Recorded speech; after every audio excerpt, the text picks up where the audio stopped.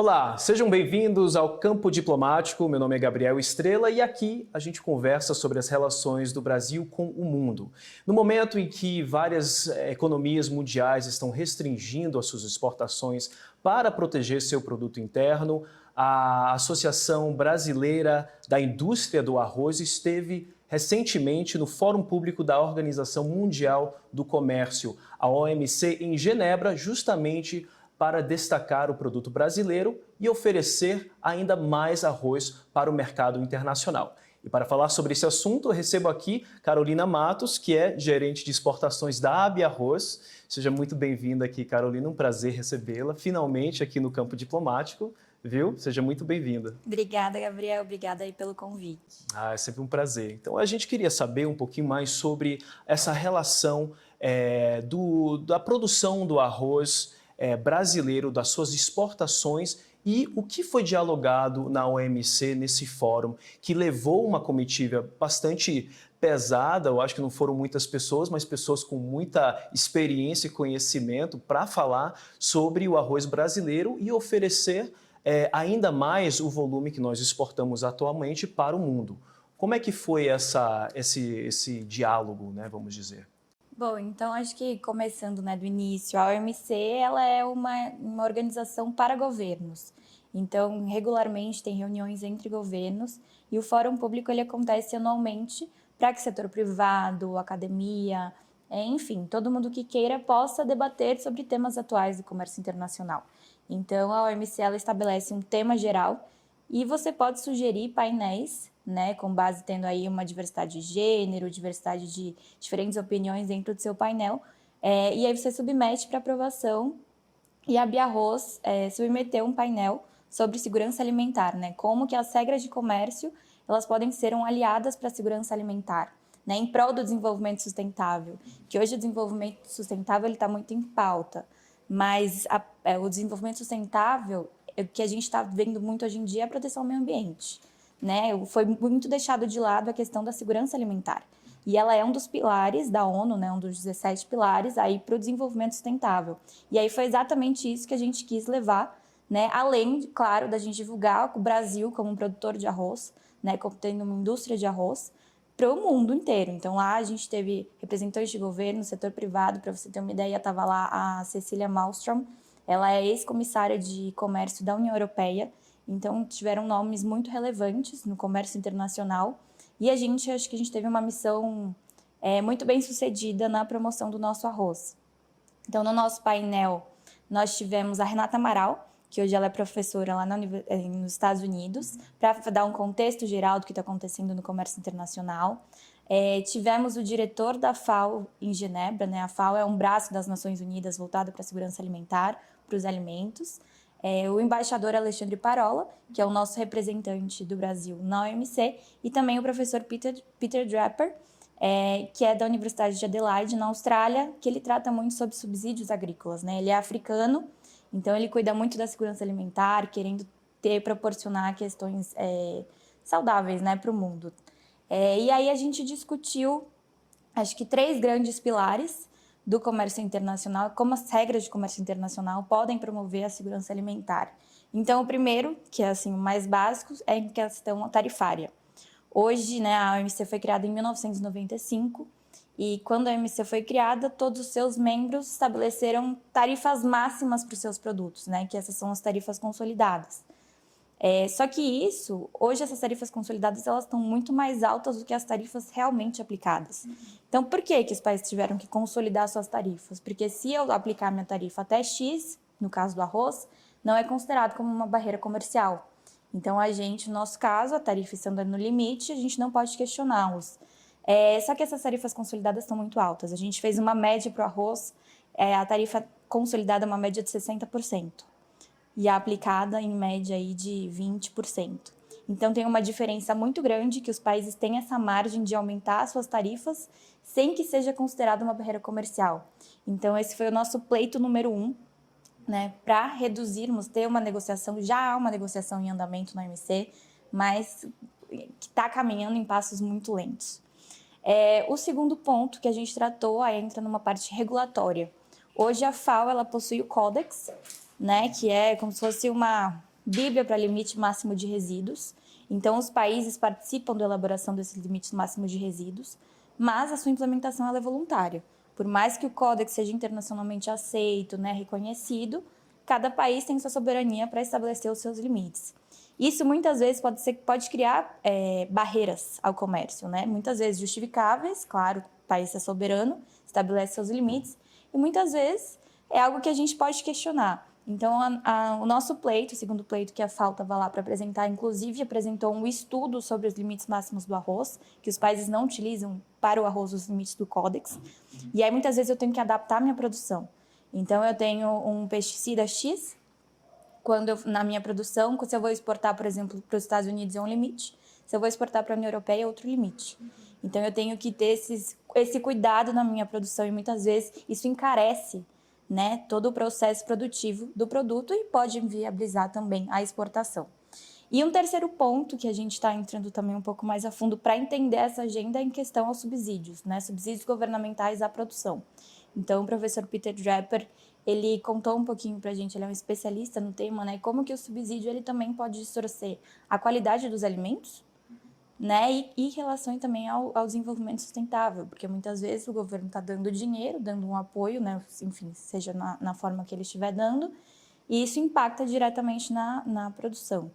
E, por fim, o nosso embaixador Alexandre Parola fez um panorama geral do que está sendo feito no OMC, o que o Brasil está fazendo também em relação a isso, a segurança alimentar.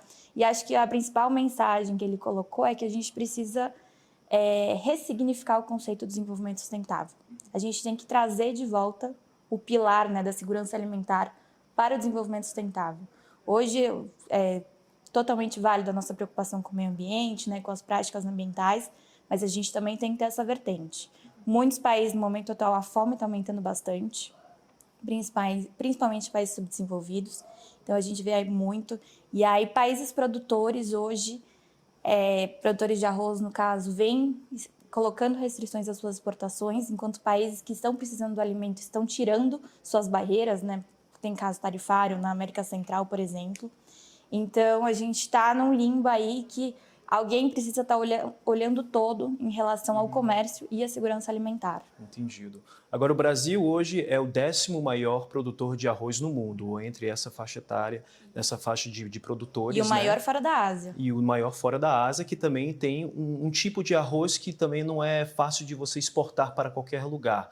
Agora, nesse momento que a gente se vê frente a essa necessidade de aprimorar a segurança alimentar no mundo, frente não somente a guerra na Ucrânia, mas também a questão de que vários países subdesenvolvidos têm uma dificuldade de adquirir produtos que sejam acessíveis a seus mercados.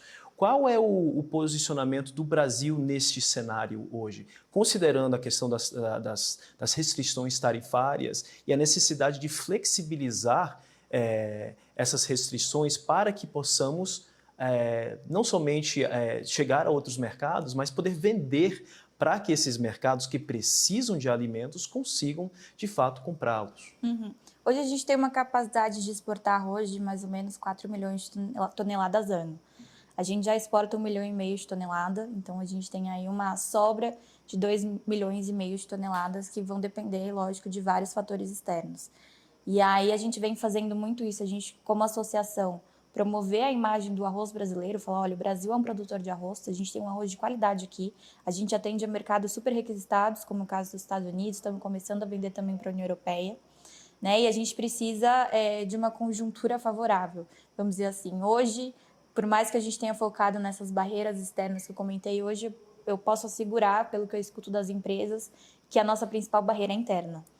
E ela está relacionada ao custo do frete internacional. Então, a gente não consegue escoar o produto para fora. Muitas vezes, o preço do frete está sendo mais caro do que o produto. E quem que vai arcar com isso? É o exportador, o importador, o consumidor. No fim, é todo mundo que está perdendo, né? Então, assim, o aumento dos fretes, ele foi justificado no começo da pandemia pelas restrições, enfim, lockdown, falta de container. E agora que a situação está se normalizando, né? A gente também vê muito relato das empresas, por exemplo, que os armadores estão preferindo produtos com maior valor agregado, porque isso dá mais retorno para eles. E a gente não pode ter isso. O arroz é um alimento perecível, né? Querendo ou não. O arroz a gente está levando alimento para o mundo no momento que a fome está aumentando. E é um alimento que é diretamente consumido, né? Não é um alimento que é indiretamente consumido. Exatamente. Assim, a gente, segundo os dados da FAO, o arroz ele tem 27% das calorias que uma pessoa precisa para sobreviver. Então, assim, o arroz ele é muito importante na nutrição humana. Então, esse é um ponto muito importante que a gente precisa de um apoio. A gente está fazendo vários esforços com o governo brasileiro, né, de negociações, mas é algo que é um tema que ficou um pouco de lado e que alguém precisa nos ajudar para que a gente possa vencer mais essa batalha e continuar aumentando as nossas exportações. E aí não é só a geração de novos negócios, né? Você está alimentando o mundo. Literalmente. Muito bem. E quais são os mercados que hoje favorecem ao arroz brasileiro? Porque nós podemos, a gente estava falando um pouco antes, né, da entrevista sobre a questão do arroz em casca e o arroz beneficiado. E assim, são duas realidades diferentes. Então, quais são os impasses, vamos dizer, internos para poder exportar esses dois tipos de arroz? E quais são esses mercados que são nossos próximos, né, nossos próximos compradores? Isso. Bom, então acho que hoje o principal impasse, como eu estava falando, é a questão do frete internacional. Os negócios, eles estão aparecendo bastante, mas muitas vezes o nosso preço não fica competitivo pelo valor do frete, né, do transporte marítimo. Então, isso hoje eu coloco que é o nosso principal problema. Em relação aos mercados, hoje a gente já tem uma participação consolidada que vem crescendo na América, em todos, enfim, na América do Sul, Central e do Norte. Hoje a gente já vende para os Estados Unidos, Canadá. Já vendemos para o México, hoje é um mercado mais fechado para o arroz beneficiado, mas a gente espera aí uma abertura de mercado no curto prazo, porque o governo está, inclusive, tentando reduzir a inflação, né? E a melhor forma é você chegar lá o alimento já pronto, né? No nosso caso, o arroz beneficiado. O Peru é o nosso principal destino das exportações, né? Mesmo lá a gente também tem uma barreira tarifária, que é a banda de preços, que é uma tarifa variável que o governo impõe para proteger também sua produção doméstica de arroz. E mesmo assim a gente é o principal fornecedor deles, né? Desde aí do ano passado a gente vem mantendo esse primeiro lugar e eles também são o nosso principal destino. Agora, de oportunidades, nesse contexto hoje que a gente está vivendo, né? A Índia restringiu exportações, a gente tem uma previsão de queda de produção, né, nos países asiáticos, são grandes produtores, por causa de questões climáticas também. Então, vai faltar, não que vai faltar arroz, mas a gente precisa suprir esses mercados que esses países vão deixar de exportar. E eu vejo muita oportunidade na Europa, né? A gente ainda tem uma tarifa lá, mais ou menos de 20%, e com o acordo do Mercosul-União Europeia as condições vão ficar mais favoráveis, e a gente consegue atender os altos padrões deles, né? Principalmente em relação ao limite máximo de resíduo. Né? Acho que outro ponto interessante é relacionado à sustentabilidade. A gente tem uma produção sustentável no Brasil de arroz do início ao fim, né, na indústria. Depois a gente pode até falar um pouquinho mais disso. Então, a gente está casando com todos os requisitos europeus para importar esses alimentos. E lá, eles também, o consumidor tem muita preocupação, né? A gente vê uma diferença muito grande do consumidor brasileiro, a gente olha o preço. Lá não, eles vão olhar o todo. Eles vão olhar se você tem um selo de sustentabilidade X, se você tem em prática trabalho forçado na sua produção, né? Então, hoje no Brasil a gente consegue atender esses requisitos. E outro lugar que eu acho também que a gente pode aumentar as nossas exportações é para a África, né? Os países africanos, eles consomem muito arroz e a gente manda muito para lá o arroz quebrado, né? Que é como se fosse um resíduo. Não é um resíduo, é um arroz quebrado, de fato, resultante da produção. E ele tem um valor mais baixo, né, que você consegue suprir a demanda africana. Já na Ásia, a gente tem Oriente Médio, a gente tem algumas oportunidades também, tem Irã, que consomem arroz. Mas quando a gente olha lá para a China, Vietnã, Indonésia, são grandes produtores também, né, que consomem um arroz diferente, o arroz de jasmim, o arroz de grão médio. Aqui no Brasil a gente tem um arroz de grão longo.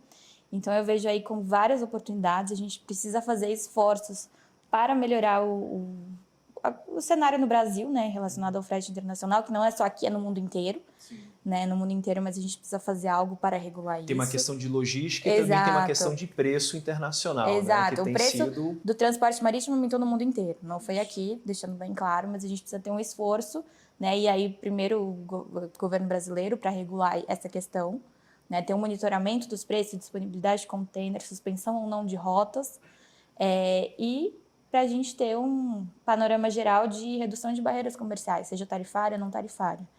Né? Então, acho que a gente precisa ter uma junção de todos esses fatores para ser ainda mais competitivo no mercado internacional. E parte dessa competitividade, ela se alastra também muito a questão de como são vistos os nossos mercados, né? O Brasil hoje passa por um momento que está assim meio que brigando, né, com a nossa imagem, mostrando quais produtos são sustentáveis, quais ainda precisam de um esforço a mais para mostrar-se mais transparente, né? E é um processo que é complexo, né? Você poder fornecer rastreabilidade que seja de qualidade e transparência para esses mercados que, como você falou, o consumidor, né, você que nos assiste, também exige essas questões, né, de selo, de origem, de desmatamento ou não, como também a Europa também está exigindo agora. E o arroz é um produto bem diferente, porque a produtividade nos últimos 12 anos tem aumentado cerca aí de 40%, 44%, e a área de produção tem reduzido mais ou menos também nessa porcentagem. Lembrando que a maioria da produção do arroz fica no sul do país, 70% no Rio Grande do Sul. Longe da Amazônia também. Longe da Amazônia. Mas assim, como é que é visto essa questão de sustentabilidade, produção fora do Brasil? Você que esteve lá e também consegue talvez até traçar um panorama de como é comparável a outros países, né? Eu acho que a gente está, no caso do arroz no mundo, né, o arroz brasileiro no mundo, a gente tem que dar um passo atrás. A gente tem que se divulgar como produtor de arroz. Então, a gente estava lá e muitas vezes eu estava com a Andressa Silva, diretora da Biarroz, Thiago Barata, diretor do Sindarroz, né, do Rio Grande do Sul, e a gente ouvia muito, nossa, eu nem sabia que o Brasil tinha arroz, que o Brasil era produtor de arroz. Então, a gente está um passo atrás, primeiro mostrar, olha, temos arroz aqui, um arroz de qualidade, e temos uma quantidade boa para exportar, né? E aí, num segundo momento, a gente começar a tratar das nossas práticas sustentáveis. Inclusive, a gente fez, a Missão do Brasil, lá no OMC, fez um coquetel no dia do nosso painel, e a gente levou o bolinho de arroz, né? Fizemos lá o bolinho de arroz e o biscoito de arroz. E os indianos, né, que é o maior produtor de arroz, o maior exportador aí de arroz, falando, nossa, muito bom esse arroz de vocês, como eu nunca tinha provado antes. Então, assim, foi muito legal de ver a reação das pessoas, porque a gente falou do arroz e no mesmo dia eles puderam degustar o que a gente estava falando, né? Então, foi uma experiência sensorial e foi muito interessante ver isso. E agora, em relação à sustentabilidade, é outro tema que está em pauta, e a gente teve lá na OMC, a gente foi convidado para participar de 2 painéis sobre sustentabilidade para mostrar as práticas sustentáveis do nosso setor. Então, a gente mostrou isso com base nos 17 lá, alvos do desenvolvimento sustentável da ONU, né, de acabar com a fome, de poluição de rios, de emissão de gases poluentes. A gente conseguiu fazer um panorama de como que a nossa produção de arroz está contribuindo para um desenvolvimento sustentável aí voltado para a área do meio ambiente, né? Então, a gente consegue voltar para o desenvolvimento sustentável, pilar ambiente e pilar também da segurança alimentar. Eu acho que a gente conseguiu mostrar que a nossa produção ela é sustentável do início ao fim, né? As indústrias elas vêm investindo bastante nisso. Então, no caso do campo, a gente tem no Rio Grande do Sul solos são irrigados, a produção de arroz ela consome muito arroz, ela utiliza muito arroz, então isso já é um fator favorável, que você não precisa usar tanta água. Tem questão de energia solar também, que é utilizado ali nas lavouras, mas agora focando na indústria, né, que é o setor que eu represento, a gente está tendo umas práticas muito importantes de geração de energia elétrica. Né? Então, hoje, o que é o beneficiamento do arroz? O que a indústria faz? O arroz chega lá com uma casca, né? Que é o arroz em casca, e a indústria ela vai tirar essa casca, polir o arroz e ensacar o arroz. Esse é o processo de beneficiamento. E o que era feito com essa casca de arroz antes? Né? Ela era dado para animais consumirem, enfim, ela ficava um pouco ao ar livre. E a casca do arroz, né, pela produção de arroz muito irrigada, ela emite muito gás metano, que é um dos gases poluentes. Então, o arroz, inclusive na última COP, o arroz foi colocado como um vilão, né, da emissão de gás metano. E aí, alguns artigos que eu venho lendo dizem que depois do beneficiamento do arroz, essa casca, né, que era, enfim, dado para alimentação de animais e utilizado para os recursos que ficavam ao ar livre, era onde estava a maior concentração de emissão de gás metano. Então, hoje, as indústrias estão queimando a casca do arroz e, a partir da queima, está gerando energia elétrica. Então, hoje, muitas já conseguem sustentar a sua atividade na indústria pela geração de energia a partir da queima da casca de arroz, né? E outras estão começando a vender para cidades pequenas, né? Que é a produção no Rio Grande do Sul, em cidades pequenas, né? São muitas indústrias cooperativas familiares. E você está ajudando ainda no desenvolvimento desses locais. E é interessante que a queima, ela gera uma cinza. E essa cinza também está sendo utilizada. Então, algumas estão fazendo tijolos, a partir da cinza da queima da casca do arroz, e outra sílica, que aí vai para computadores, microchip. Então, assim, a gente tem todo o processo, todo o resíduo está sendo utilizado. E é legal falar que no consumo também, a gente está impulsionando bastante no âmbito da BiaRose a logística reversa, né? Que é você colocar para o consumidor a reciclagem das embalagens, né? E aí as indústrias ganham um retorno relacionado a isso também. Então, acho que é muito interessante a nossa cadeia hoje, ela está voltada para a sustentabilidade, né? A gente consegue ver, tem até um gráfico que eu apresentei no MC, falando da produtividade, a gente está aumentando a nossa produtividade e, ao mesmo tempo, a gente está diminuindo a emissão de gás metano. Hoje, se a gente comparar, não tem um número de cabeça, a gente ainda está fazendo esse levantamento, né, principalmente para a COP agora, mas a gente tem uma menor emissão de gás metano por tonelada produzida, se comparar com Índia, com Indonésia, com Bangladesh, com países que são produtores de arroz, né? Então, isso é algo para se levar. A gente é um grande produtor de arroz e um produtor sustentável de arroz. Excelente. Eu conversei um pouco com o Thiago Barata, que você também mencionou aqui, que hoje é presidente da Sindiarroz, e também é ex-presidente do IRGA, que é o Instituto Rio Grandense de Arroz, um instituto de pesquisa também, que é responsável por muito dessa sustentabilidade. E ele falou que ele foi com vocês para a Genebra, para a OMC, justamente para mostrar e valorizar a cadeia produtiva. E neste segmento de sustentabilidade, produtividade, como que isso daí é articulado, vamos dizer, nesse cenário, nesse fórum, para alavancar as necessidades que talvez o Brasil precise para negociar a questão tarifária no mundo todo? Isso daí é bem visto, é bem digerido, tem sido, vamos dizer, uma moeda para poder mostrar também que nossas exportações são tão sustentáveis que podem ser beneficiadas e favorecidas nesse âmbito de mercado internacional? Sim, eu acho que sem dúvida a gente tem que mostrar cada vez mais, inclusive mostrar chegando no consumidor lá fora, né? Que lá eles se atentam muito a essas questões, essas práticas. Então é colocar na embalagem, fazer propaganda aos locais sobre isso. Agora, quando você olha muito para a questão política, que é de negociações entre governos, aí eu já vejo que a gente precisa antes resolver a questão estrutural Brasil da nossa imagem lá fora, né, relacionada ao meio ambiente.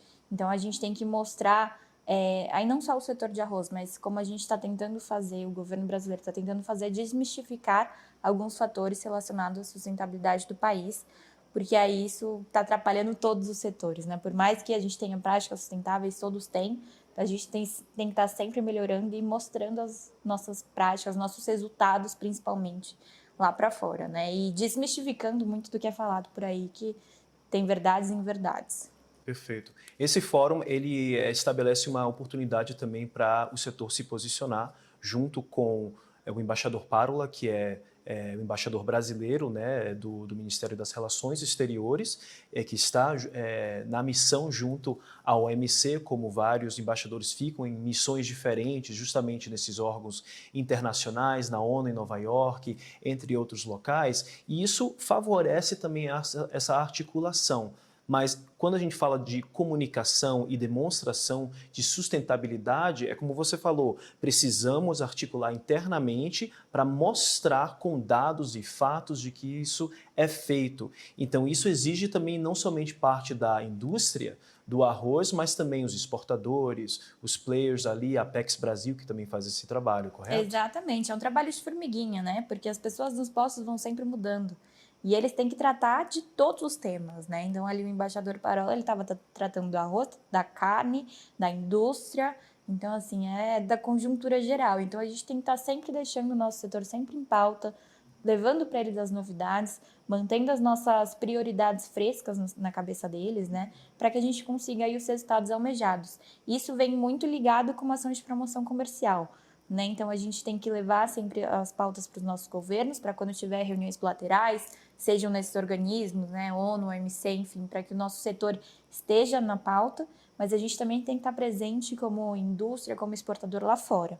E é o que a gente vem fazendo muito esse ano aí. A gente tem um projeto que chama Brazilian Rice, que é uma parceria da Bia Arroz com a Apex Brasil, para impulsionar as exportações brasileiras de arroz beneficiado. Então, a gente tem esse projeto aí desde 2012, há 10 anos, ele já vem crescendo bastante. Hoje a gente já tem uma imagem consolidada em alguns mercados pela participação, né, em feiras internacionais. Então, esse ano a gente teve no Canadá, no México, na Peru e na Turquia, né, e agora na OMC.